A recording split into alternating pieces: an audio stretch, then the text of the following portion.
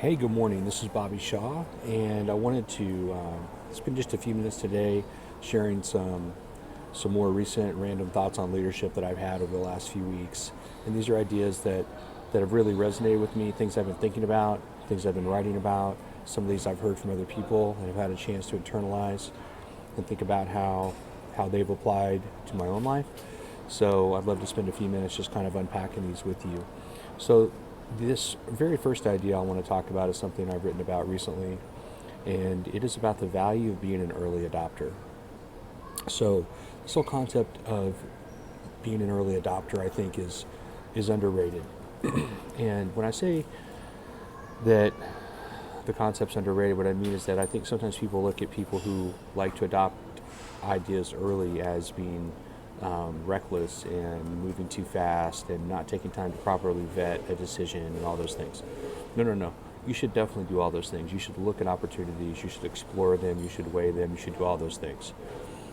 But what I am saying is that there is value in moving first and going early and being the first one to the party and being able to actually help pilot and chart the course of whatever initiative this might be. And I think that's super exciting. And so there's such value in being an early adopter because you're going to get a chance to influence and put your fingerprint on whatever idea it might be to help it be able to become what it's going to eventually become. And so in my career, there's been a handful of times that it has really paid off to be an early adopter. You know, there's been ideas, sometimes they're the smallest ideas, just little things that people have said in meetings that I've gone, I don't know exactly what that is, but I need that. And then, you know, my team and I went and we created it, and we were the early adopters. And sometimes these things ended up spreading throughout the entire organization. And I think that's awesome. So there's a lot of value in you being an early adopter, and I would just encourage you to think about that. Which then leads into the next point I want to talk about, which is the power of being positive. It's so much more fun to be positive and to think about why something will work instead of why something won't work. And I think that there are professionals in the restaurant industry all the time that are highly critical, which we'll talk about in a minute, about why something won't work, instead of being able to figure out, you know what, I don't know how this works. I don't know how it's going to work. I don't know if it will work, but let's try to make it work. And so just to be positive and to really be able to be open to whatever it is that you're trying to do, you're influencing as a leader so many different people, the people on your team, the people who don't work directly on your team but are part of your organization, your customers. So there's such value in being a glass half full person versus a glass half empty person.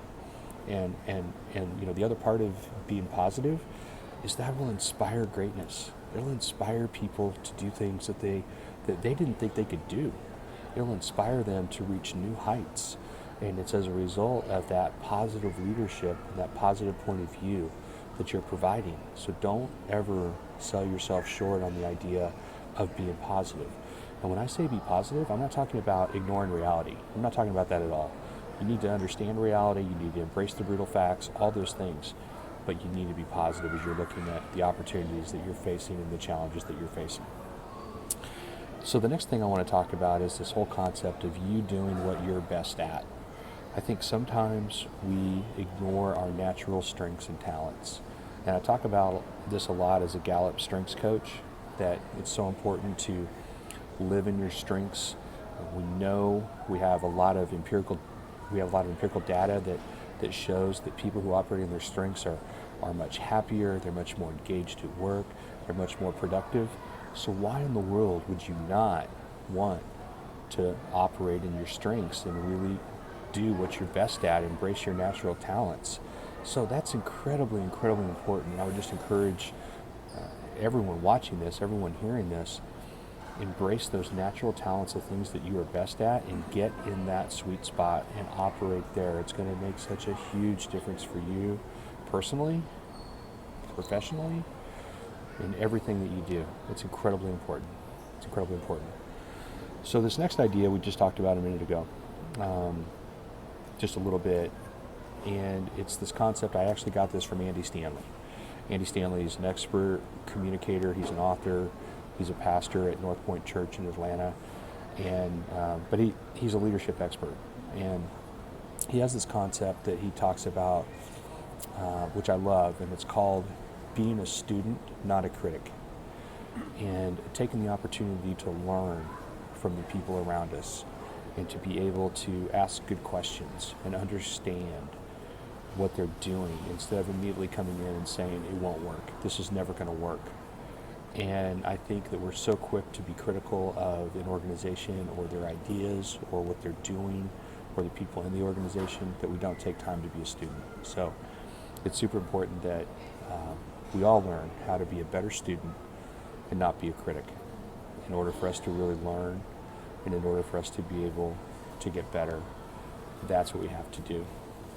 And then this last concept I want to talk about is this idea of taking an idea that we've had that may have even worked for us in the past, that maybe has helped us get great results, and taking time to really take that idea apart and really deconstruct it and really understand why it's working, like what made that idea so successful, and then putting that idea back together again and then making it even better. So, in other words, what got you here is not going to necessarily get you there. But if you can take the best of what you've done and the best of what your team has put together, take that apart, understand it, and then put it back together again, you'll be even better. You'll have even more success. You'll be able to impact even more lives. You'll be able to achieve more than you ever have before if you embrace the idea of taking those ideas apart and really being able to understand what made them work so well. So I hope these ideas were helpful. These are things that have been on my mind, and I just wanted to take a minute to share. So have a great weekend, and we'll see you soon. Thanks. Bye.